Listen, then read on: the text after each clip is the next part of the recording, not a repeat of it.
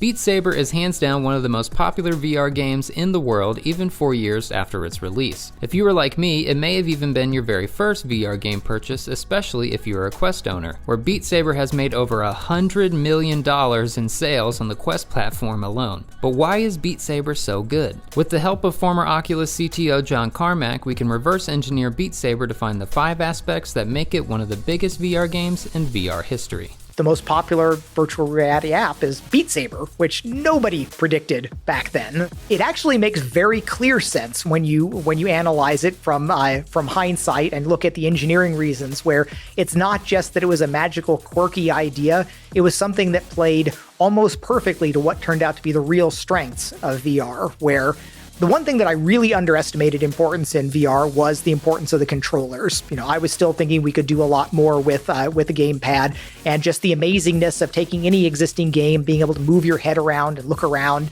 that was really amazing. But the controllers were super important. But the problem is so many things that you do with the controllers just suck. It feels like it breaks the illusion, like trying to pick up glasses with the controllers where you're like, oh, use the grip button when you're kind of close and it'll snap into your hand. All of those things are unnatural actions that you do them and it's still part of the VR experience. But Beat Saber winds up playing only to the strengths. It completely hides all the weaknesses of it because you are holding something in your hand, you keep a solid grip on it the whole time.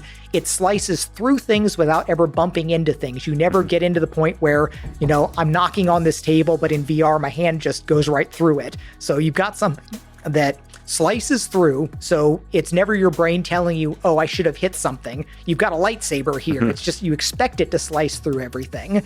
Audio and music turned out to be a really powerful aspect of virtual reality, where you're blocking the world off and constructing the world around you, and being something that can run efficiently on even this relatively low-powered hardware and can have a valuable loop in a small amount of time, where a lot of modern games, you're supposed to sit down and play it for an hour just to get anywhere. Sometimes a new game takes an hour to get through the tutorial level, and that's not good for VR for a couple reasons. You do still have the comfort issues if you're moving around at all, but you've also got just discomfort from the headset, battery lifespan on the mobile versions. So having things that do break down into 3 and 4 minute windows of play, that turns out to be very valuable from a gameplay standpoint. So it winds up being kind of a perfect storm of all of these things that are really good. It doesn't have any of the comfort problems. You're not navigating around, you're standing still, all the stuff flies at you. It has plays to audio strengths.